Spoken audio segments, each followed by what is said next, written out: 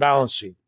For example, the parent company for Google is called Alphabet Corporation or Alphabet Inc., right? Underneath there is Google and there is some other small stuff.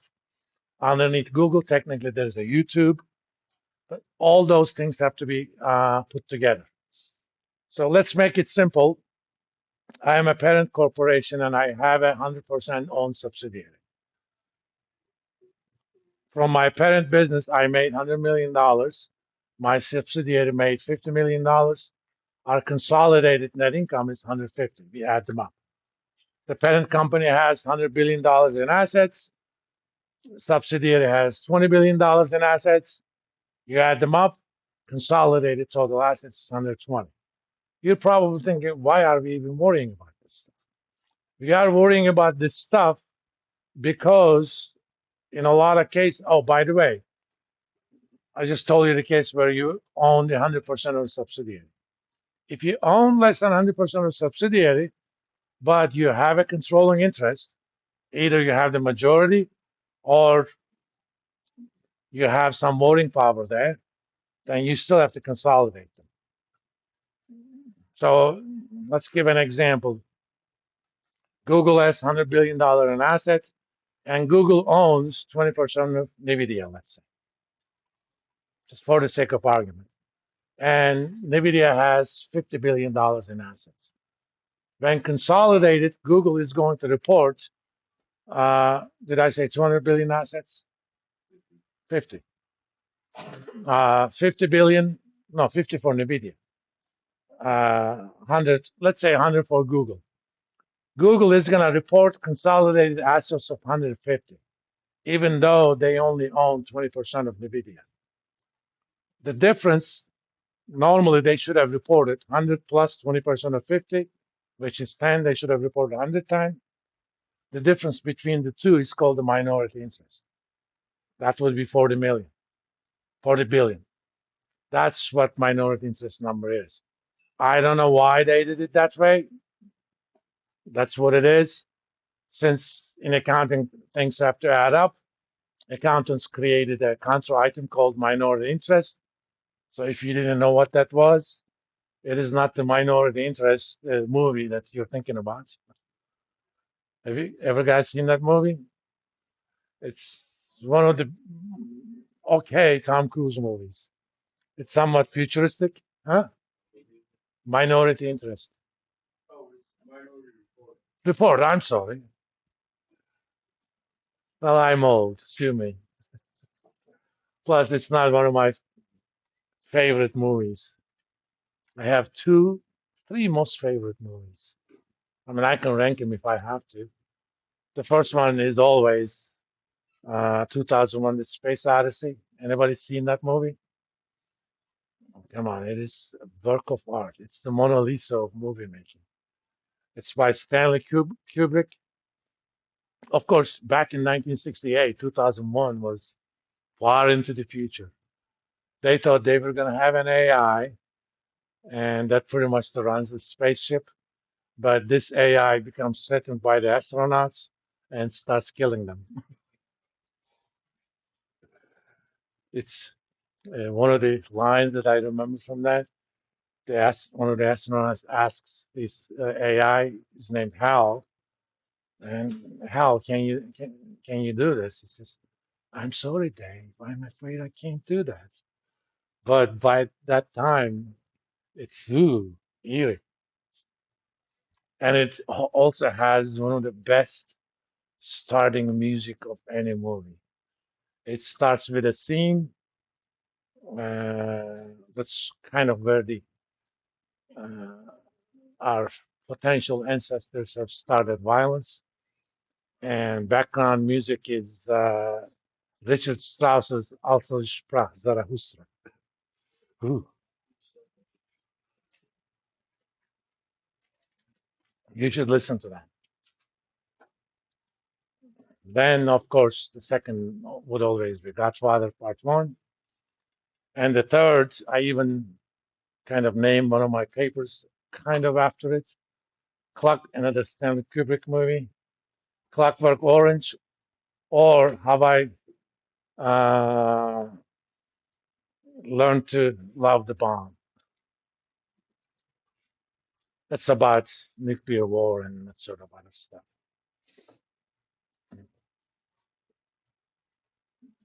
All right. What was I going to say? Okay, we talked about that. Now, we could even do a little bit of uh, more decomposition. Here, I mean, leverage is leverage, fine. We argued that Costco is more efficient when it comes to running their assets. But which kind of assets they're more efficient at? Can we look at that? We cannot decompose total asset turnover directly, but there is a related ratio that we covered last time. It's called capital intensity ratio, which is basically 1 over total asset turnover. Or if we write it, it's total asset divided by sales.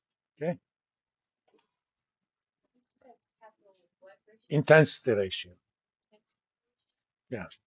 It basically says how many dollars of assets do you need to generate $1 of sales?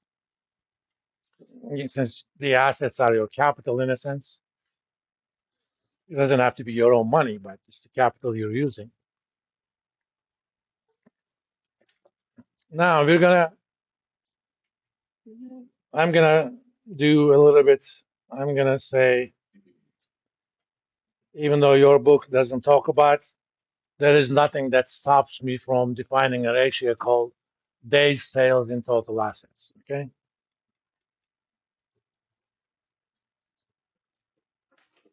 which is basically 365 times total asset over sales, or you can think of this as 365 divided by TAT. All right, that's how we define days sales. 365 divided by the relevant turnover number. And I'm going to call this Vista or Dustin. I don't know. When you create your own ratio, you can name it whatever the hell you want.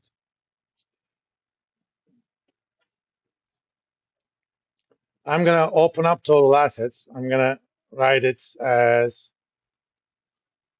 inventory plus accounts receivable plus other current plus fixed,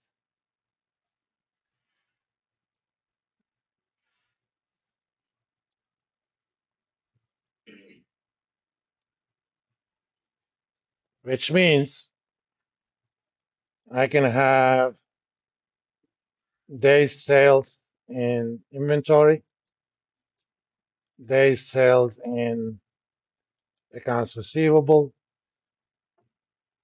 in other currents.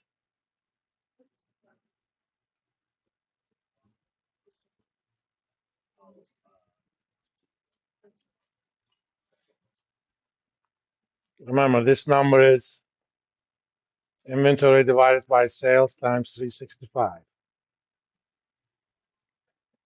Whenever you want a day's sales in a certain kind of assets, value of that asset divided by sales, multiply the whole thing by 365. That would tell me how long on average it takes me to sell my inventory. Okay. Next one is going to be how long on average it takes me to collect my receivables. Next one is how long do it takes me to turn over my other current assets. And similarly for fixed assets. So to calculate all of these, let's get these numbers. Inventory, accounts receivable, other current and fixed assets. We already have sales up above. And I'm going to calculate days sales here.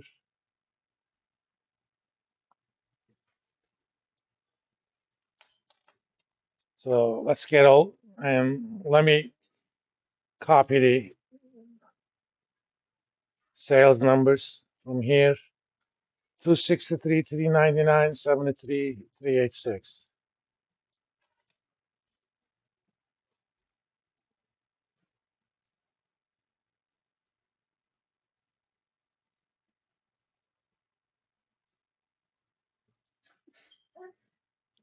If you're wondering how I could keep in my head, in my younger days, I could keep 6 of those in my head. As I got older, that number went down to 2. Yes. Hmm? Inventory? It's not one column. No, I'm just going to have the inventory for Walmart, inventory for cost. Then for each, if you want, I'll use a rainbow colored line